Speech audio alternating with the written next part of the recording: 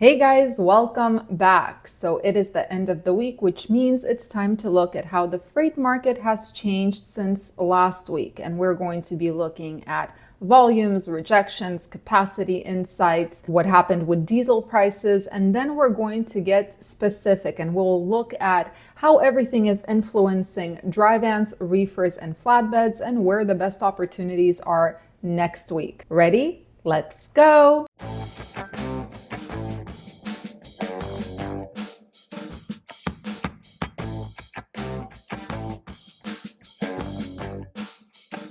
All right, once again, I don't have my board, so everything is going to be right here and downloadable down below. So let's start with the overview of the general market, which applies both to spot carriers, contract carriers, and looks at the market in general, starting with capacity. As of last Friday, which was January 19th, we lost an additional 884 carriers net, which puts us at a total net loss for the month of January at 2,106 carriers lost total. Yep, people are still struggling. So then we have our volumes, which is the general freight volume in the market. We're comparing it to 2023 levels, which is the blue line that you can see. We are the white line. This is 2024.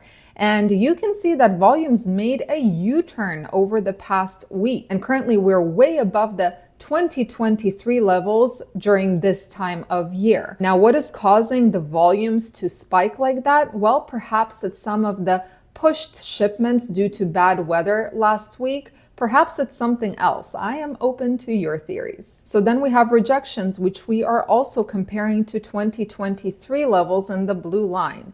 If you look at the white line, you can see rejections made a U-turn in the middle of January and are still going up. And actually, the funny thing is they're inching closer to the end of 2023 rejection levels. And as we all know, rejections tend to increase at the end of the year because capacity decreases. People want to spend time with their families. Currently, we're at 5.3% in terms of rejection rates.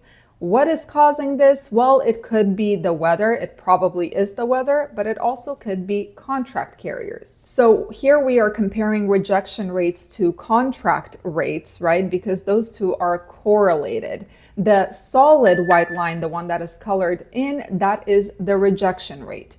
The white line that is not colored in, those are the contract rates. And right now, well, as of 2 weeks ago, contract carriers are on average getting 54 cents per mile more than those spot carriers, which basically means that they lost 2 cents per mile since the week before. So contract carriers are getting squeezed. Now, diesel prices are still, they're doing okay. They're still going down. Currently, we are at a national average of $3.94 per gallon, a loss of 2 cents since last week. But you can see that the downward movement has slowed down and it's more like stepping down rather than falling down. So now let's focus just on dry vans, starting with the spot market. Let's look at volumes and wow. So the blue bar is us in 2024. Orange is 2023 and the dotted line is the 5-year average. Look at those volumes. This is what happens when rejections and volumes start going up in the general market. So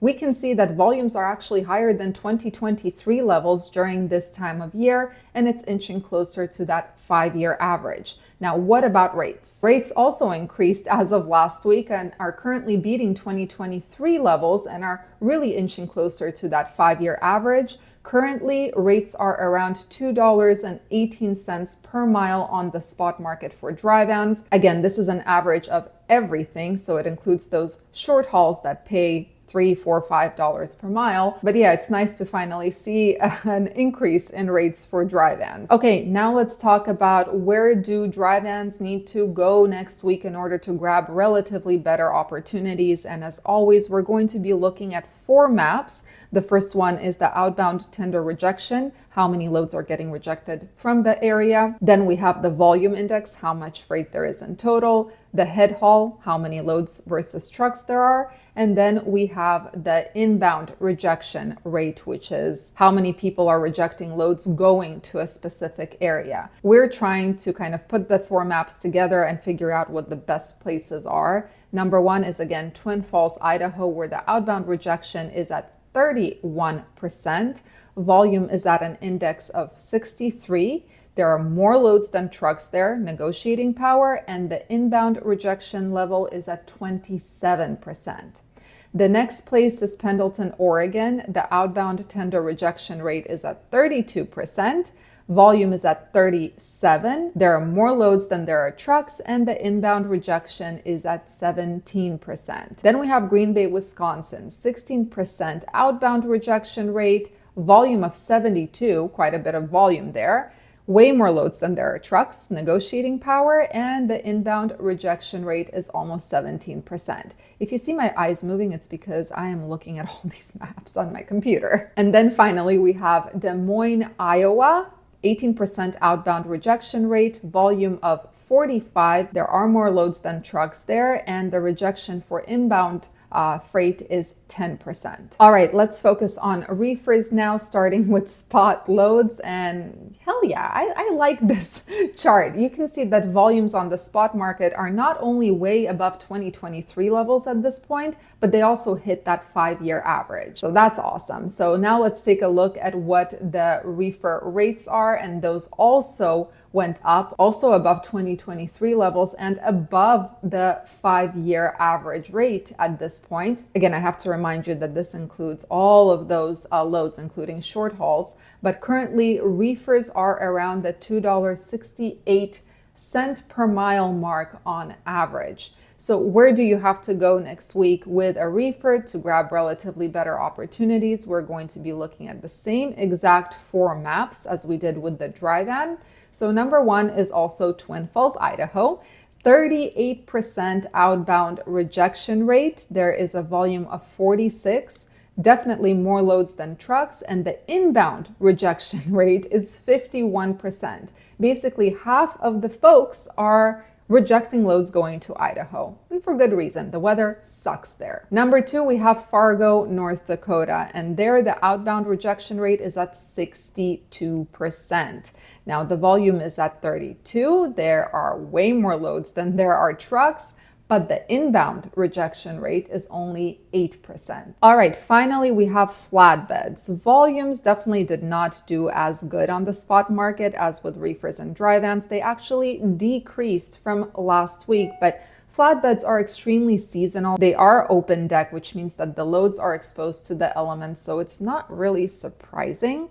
But if we take a look at rates actually did go up for flatbeds. They're still below 2023 levels, but they hit that 5-year average, and currently flatbeds are getting around $2.40 per mile on average. Okay, so where do you have to go if you have a flatbed? I don't have such fancy charts for flatbeds, unfortunately, but I made my own using truck stop data. So let's take a look at 3 different things, starting with volumes. So the lighter an area or the lighter a state, the less volume there is. Like New Mexico has less than 100 loads there. The darker an area, the more loads there are, so volume, right?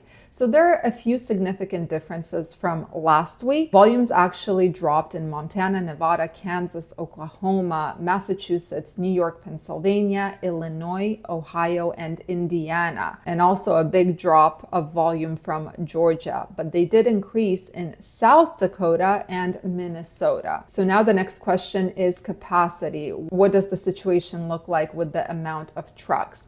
Again, the lighter an area, the less trucks there are. Texas, as you can see, is the darkest area, which has over 3,000 trucks. So what are the notable differences there? Capacity decreased in the Northeast as of last week. Also Louisiana, Minnesota, North Dakota, Illinois, but it didn't significantly increase anywhere. So now the most important chart of all is load to truck ratios, which will tell us how many loads per truck there are in each of these states. So the red areas, or actually the orange areas here, these are places where there is less than 1 load per truck. Peach is 1 load per truck, yellow is 2 loads per truck, and green is over 3 loads per truck. So Nevada and the Northeast have become worse since last week. Last week there was about a load per truck. Now there is less than a load per truck. So overcapacity there. However, Georgia, Michigan, Minnesota, West Virginia, and Louisiana have become better since last week. Now, Mississippi, Alabama, and West Virginia, the green states, this is where there are over 3 loads per truck. So yeah, guys, a lot more good news this week. Volumes are up, rejections are up, rates are up, diesel is still on its way down. But of course, because I have been demoralized, as I'm sure you have as well, over the past 2 years, I can't help but wonder, is this trajectory going to actually last? And I'm sure you're wondering the same thing. My answer is I don't know. I know that some of the data we saw today is heavily influenced by the weather, which is a temporary phenomenon, but I also know that there are fundamental changes happening within the industry. For example, the contract rates and also the capacity leaving that is also having an effect on the market. So you guys let me know. I'm actually curious. Do you think this is just a temporary bump before it all goes to doo-doo again? Or do you think this is something that's going to keep getting better and better? Anyway, guys, wishing you all a fantastic or fantabulous weekend. I am so excited that it's almost a weekend. Stay safe, stay healthy, and keep learning. And I'll see you in the next video.